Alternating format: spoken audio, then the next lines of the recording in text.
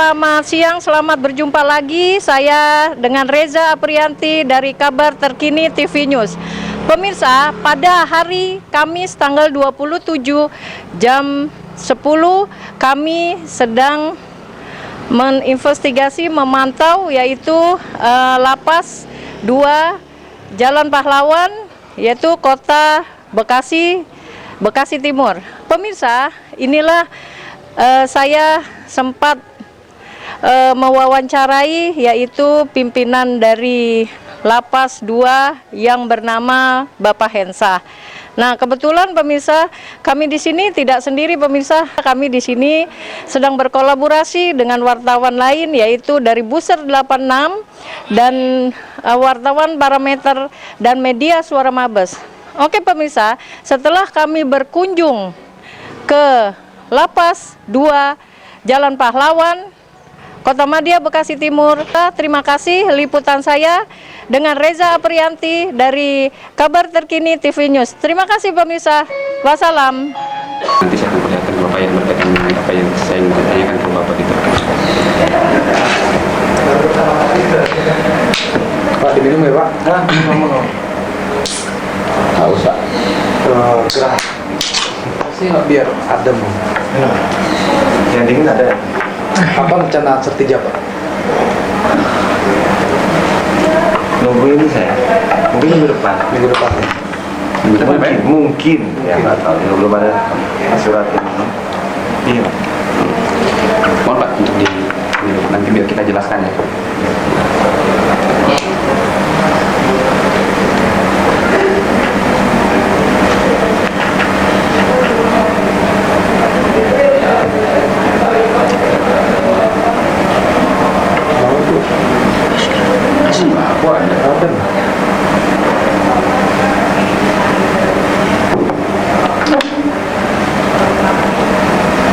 Luar biasa Bapak ya, umur segini nggak pakai kacamata.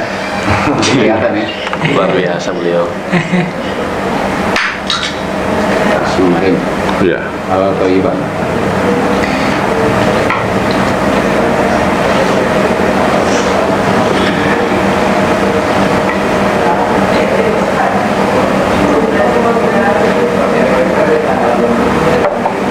Sepertinya ada asbak di sini. Nggak boleh ngerokok. Oh, kalau AC. Pak Kepala yang ngomong lah, kalau izin boleh aja. Enak. Bau. Kenapa enggak sih?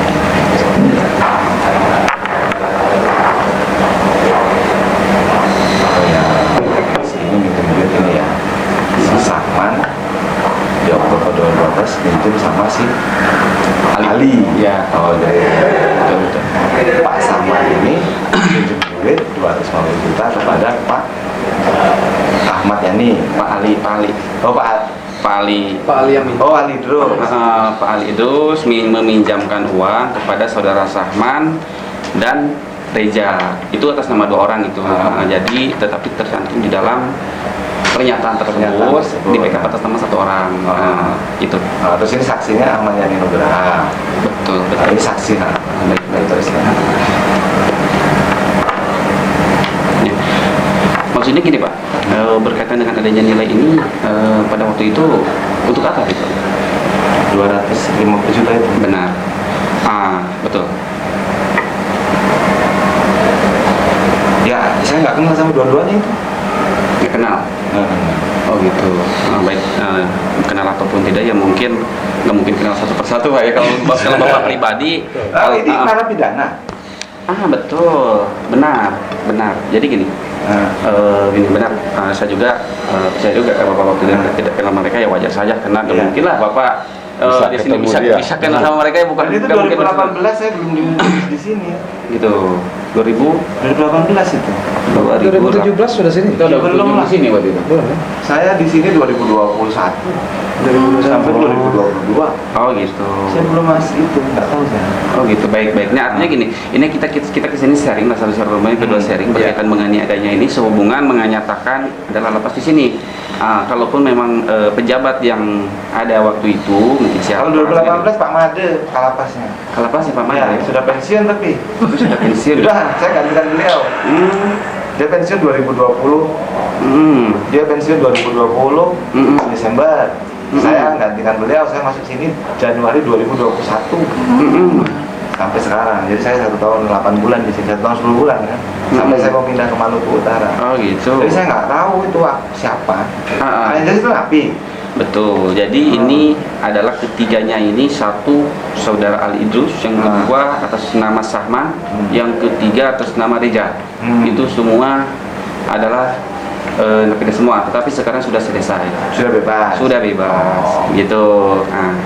Terus minjem duit 250 juta keterangan untuk ngurusin lapas. Nah, dalam pernyataan ini itu untuk kepengurusan di sini 250 juta. 250 juta atas nama ini menurut keterangan ya, keterangan dia pribadi, konfirmasi ya, pengakuan dia pribadi ya. 250 juta atas dia pribadi dan 250 atas nama Ali Idrus pribadi ya. Itu Pak. Ini Pak. Iya, iya Pak.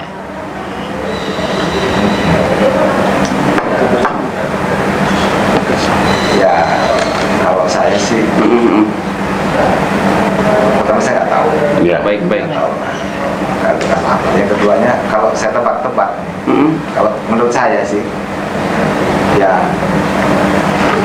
nggak tahu tuh pengurusan apa 250 juta. Iya. Pengurusan apa 250 juta di sini.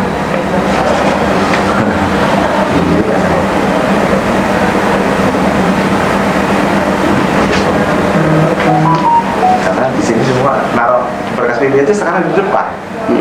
Sudah pakai kotak, nggak pernah berjumpa dengan tugas kan. Iya. Nah, jadi sekarang semua pengurus sekarang itu remisi semua gratis Pak, bukan gratis, otomatis. Jadi kalau dulu Pak, kira-kira 4-5 tahun yang lalu, memang setiap remisi, setiap usulan yang hak-hak narapidana itu berdasarkan usulan.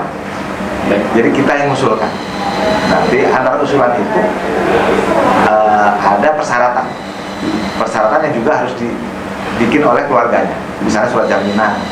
Ya kan, kalau orang mau bebas bersyarat kan harus dijamin sama yang bersangkutan. Kalau nggak dijamin, siapa yang mau jamin nanti di luar langsung dia nggak kembali lagi kan? Makanya harusnya ada persyaratan-persyaratan yang memang harus dipenuhi oleh keluarga narapidana. Nah, sekarang itu tidak ada usulan. Jadi narapidana sekarang secara otomatis dapat remisi terkecuali dimasukkan dalam register F. Register F. Ini kawan cerita ya? Iya Pak.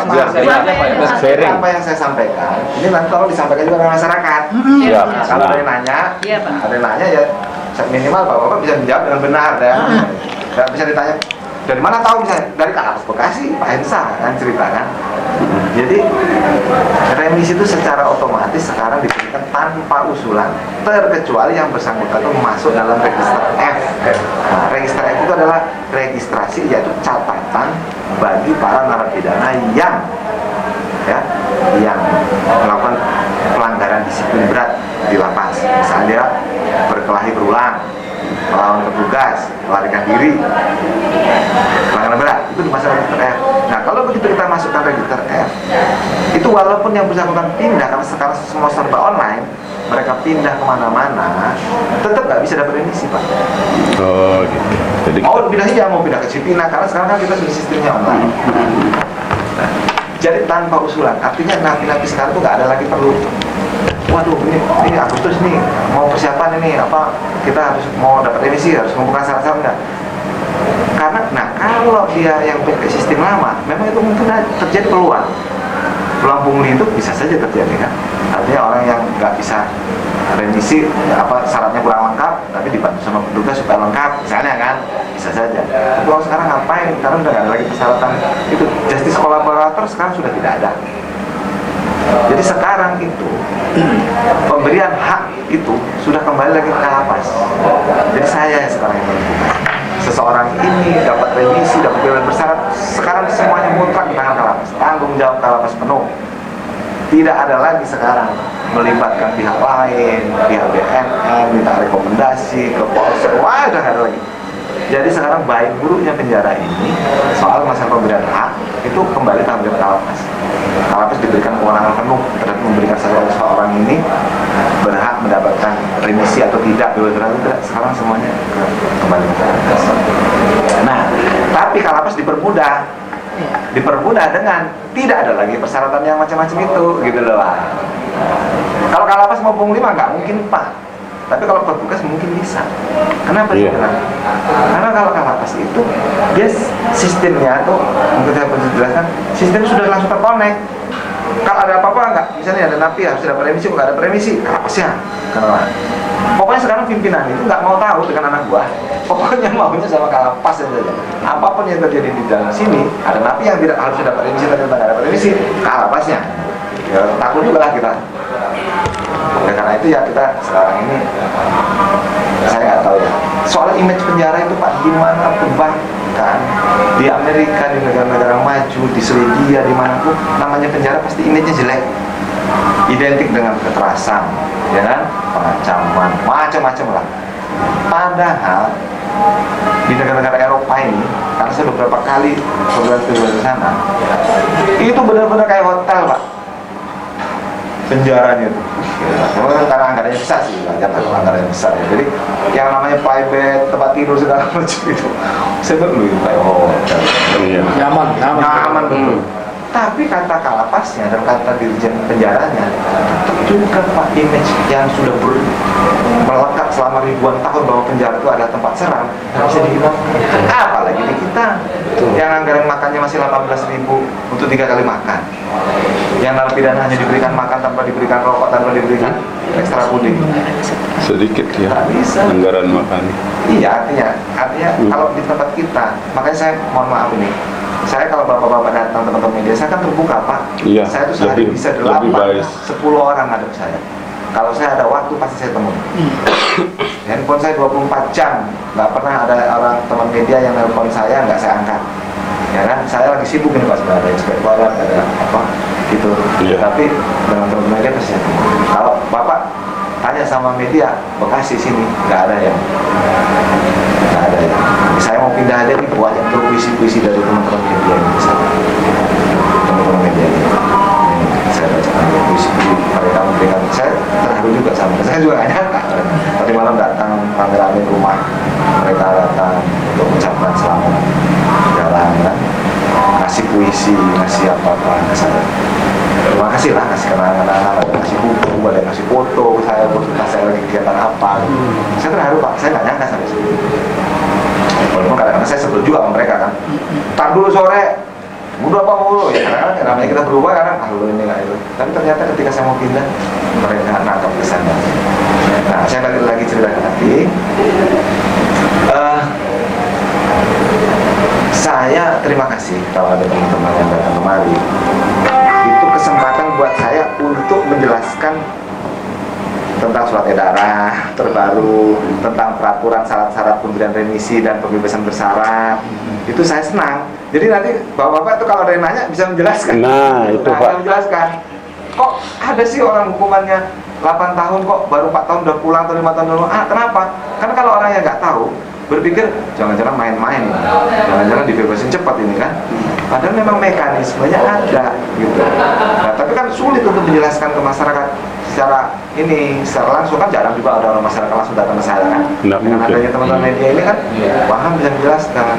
Oh, tahu kenapa kok hukuman 8 tahun itu bisa cuma jalanin 5 tahun. Rupanya di situ ada pembebasan bersyarat, ada pemberian remisi. Remisi sekarang sudah 2 kali. Ada remisi tahun baru, apa namanya, hari raya, ada remisi Agustus. Nah, taman-taman. Sekarang ada lagi namanya remisi untuk anak-anak itu dan manula. Jadi kalau misalnya anak-anak ini sama-sama hukuman 10 tahun, dia bebasnya lebih cepat Pak. Manula juga demikian. Umur umur 60 ke atas itu ada namanya revisi khusus manula. Jadi kalau hukuman 10 tahun, yang satu manula, yang satu masih muda, nanti bebasnya berbeda. Nah, hal-hal seperti ini memang kadang-kadang Iya, tidak masyarakat tersampaikan tidak di masyarakat, tahu. Iya. gitu kan. Sehingga image mereka, oh udah beda sih. Apalagi yang kemarin tuh, yang 32 orang napi tipikor bebas, kan rame kan? Yang kemarin loh keluar Iya, ada iya. 32 napi tipikor Iya, bebas tuh. iya. Kemarin sempat rame tuh, kok bisa katanya? Ya memang bisa karena undang-undangnya sudah membolehkan. Tidak ada diskriminasi. Berarti undang-undang kita masih lemah Pak ya? Lalu, halo saya. Ya, ayo teman-teman media. Ya. Nah, ini. Izin Pak bertanya, Ah. tadi katanya kalau PB nggak harus ada pendamping keluarga. Kalau PBB masih. PBB masih. Nah, tapi kalau remisi segala macam enggak. Tapi kalau bebas bersyarat tetap harus. Kalau untuk napi koruptor, teroris, atau remisi? Remisi dapat, semua dapat. Jadi gini, Teroris siapa? teroris semuanya dapat sekarang. Sekarang tidak Berarti ada lagi. semua, tidak ada Sekarang kecuali. tidak ada lagi. Kalau kemarin kan begini ya. Kemarin kan nggak boleh tuh, nggak. Ah. Undang-undang Ada kemarin 90 ya? Bukan undang-undang kemarin PP 99. Oh iya, PP 99 ya. PP 99 itu membedakan perlakuan terhadap narapidana tertentu. Misalnya dia tipikor, korupsi, teroris, narkoba yang hukuman di atas 5 tahun, kemudian kejahatan transnasional sama yang terakhir pelanggaran HAM berat. Nah, itu ada peraturan pemerintah nomor 99 yang membedakan. Nah, inilah yang digugat di Mahkamah Agung kemarin. Kenapa? Karena di undang-undangnya itu ada kata-kata tidak boleh petugas pemasyarakatan atau kalapas tidak boleh membedakan perlakuan terhadap narapidana dengan dasar perkara. Bahkan kalau di filosofinya saya itu tidak boleh nanya kamu masuk sini perkara apa, itu nggak boleh. Yang boleh nanya itu hanya penyidik, penuntut, dan hakim. Tapi kalau kalapas itu nggak boleh. Nggak boleh pokoknya. Dia kasus apa aja mah Nggak boleh, nggak boleh. Saya nggak boleh nanya kasus. Kamu kasus apa, nggak boleh. Jadi kami itu kan kalau pilar penegak hukum 4 ini kan ya, kami kan penegak hukum pasif Pak. Kalau polisi jelas, jadi jaksa, penuntut, hakim yang memutuskan, pemasyarakatan yang melaksanakan putusan hakim. Tapi kami kan penegak hukum pasif. Kami banyak melakukan pembinaan. Pilar keempat ya Pak? Iya, kami pembinaan. Bukan kami pilar kelima ya Pak? Ya. Nah, jadi yang itulah yang makanya nggak boleh. Nah, itu akhirnya digugat lah LMA dan putusan Mahkamah Agung mengabulkan. Berarti PP 9 udah ada? Dihapus sudah. Nggak boleh namanya. Karena ternyata di luar negeri sana juga nggak ada, kecuali diputuskan di pengadilan. Pengadilan yang memutuskan dari awal. Hakim itu memutuskan. Yang bersangkutan dihukum 10 tahun dengan dicabut hak sipilnya, hak pilihnya, hak ininya, termasuk hak tidak mendapatkan remisi, ketok apa-apa. Kalau memang berani, tapi nyatanya ada nggak hakim yang berani memutuskan? Nggak berani. Semuanya di belakang kita. Jadi Pak, saya kan sering keluar masuk lapas. Tapi bukan masuk penjara, masuk uang. Iya, masuk penjara saya. Kayak sekarang kan saya masuk penjara. Masuk ke lapas bola kapal kan. Jadi saya di Cipinang tuh pernah ada statement itu kalau di oper atau pindah ke bola kapal itu sangat menyeramkan. Itu sebaliknya. Jadi pernah pendapat Bapak. Jadi begini, Seputar napi. jadi begini, semua orang sehebat apapun narapidana di suatu penjara, shock terapi terbaik buat kita adalah memindahkan yang bersama. Mau hebatnya dia di Cipinang sampai, begitu dia dipindahkan ke penjara lain, hilang hebatnya. Jadi curut lagi dia. Jadi curut lagi. Itu memang terapinya. shock terapinya. Nggak perlu dipukulin, nggak perlu pindahkan saja. Kenapa? Karena pada dasarnya orang itu berani kalau dia merasa sudah menguasai medan. Merasa berkuasa ya? Merasa berkuasa, sudah banyak kawannya, sudah banyak anak buah, kemana-mana udah dikawal, udah kayak pandam. Nah, itu biasanya dia Nampak. berani mengintimidasi yang lain, berani jualan narkoba, merasa sudah nggak pernah tersentuh. Nah, situlah obatnya yang memang dipindahkan. Jadi dipindahkan, bukan masalah bola kapalnya seram, dipindahkan kemana aja juga takut. Iya. Karena dia Nggak ada jaringan. jadi hilang gitu ya kekuatannya hilang. kekuatannya. Kita ini berani itu karena rame-rame kadang-kadang. Itu sih sebenarnya bukan masalah bola kapal, pindah kemana. Pindah Jadi ke Bapak di Cirebon sini 2021. ya Januari 2021 ya. Sebelum Bapak berarti udah pensiun. Udah ada pensiun, dia pensiun Agustus. Sempat kosong 4 bulan. 4 bulan ya? PLT waktu itu. di CTRT 2020 dari Agustus itu dia beliau pensiun sampai Desember, saya baru serah terima di Januari dengan beliau. Saya di sini Januari berarti Januari 21 ya? Januari 21 1 tahun 8 bulan belum boleh pindah lagi. ya, jadi pindahnya jauh Pak. Dekat 2 jam, 4 jam tadi ya. 4 jam. Pak Hen asli mana nih Pak? Palembang. Oh Palembang. Oh, begitu kalau. Berarti suku tempoyak gitu ya. Sama ya. Kalau gila mau di Palembang ya? Oh, di mana Pak? Kan kita pernah ketemu kan? Perasaan ada Pak, makanya nggak asing. Lah, saya ini masih paham sama. Oh, berarti Bapak ingatannya masih ini ya Pak? Saya memang di takdir di Wajib itu mengingat orang, nabi itu Ketemu. lewat aja sudah hafal. Oh, Memang harus iya, saya siap. Harus 2000 bisa. nabi itu saya harus mau lah. Kalau mereka nanti maaf ya ngomong sampai lari segala macam gimana kita kalau nggak mengenal mereka? Ini kan kapasitas 2000. Kapasitas Oh, ini 700. 700 isinya 2000. Semua Tiga seluruh kali. gitu. Ya. Jadi saya cepat paham. Kadang harus paham saya. Sekilas itu harus sudah paham. Kalau bisa dikirim dari Polres 90 orang kan dijajarkan di.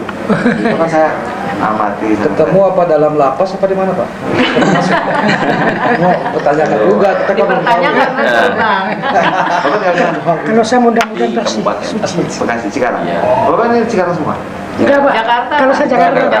Ini berbeda-beda domisili Pak. Domisili Pak. Oh, berbeda domisili. Saya paling jauh. Media. Bapak. NTB.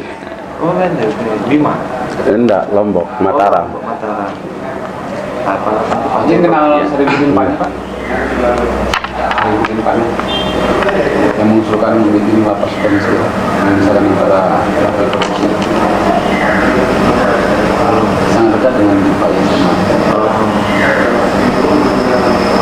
Saya kebetulan pekerja Pak.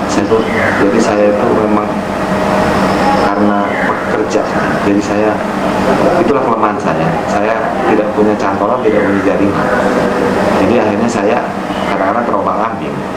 Sudah di Bekasi dikirim ke Timur kan. Jadi saya begitu Pak. Ke Kalimantan 2 kali. Oh iya, bolak-balik. Bolak-balik. Jadi saya nggak bisa mantap kayak misalnya saya orang. Kalau orang punya orang kuat lah. Iya, Kan paham. bisa berkarir dari sini, Pondok Bambu ke Cikina, ke situ muter-muter di situ. Itu Tapi orang-orang. ke sana siap dinas kan? Ke yang sekarang. Iya siap saya. Kalau saya nggak masalah, saya menikmati Pak. Karena memang saya tidak bisa mempersembahkan yang macam-macam. Saya bisa yang jelas saya alhamdulillah selama 2 tahun, hampir 2 tahun di sini lebih kurangnya dalam keadaan aman, tidak pernah ada ribut, tidak ada pelarian, tidak ada kejadian, tidak ada hal-hal yang viral, tidak ada itu. Kalau plus minus pasti ada, kekurangan pasti ada. Kalau mau dicari pasti ada, tapi tidak ada hal yang membuat malu pimpinan saya, gitu kan? Tidak pernah masuk ini, tidak ada. Insya Allah lah selama 2 tahun. Tapi mungkin itu tidak cukup untuk membuat pimpinan terkesan lah dengan saya, sehingga saya berangkat ke Ya, begitulah ya.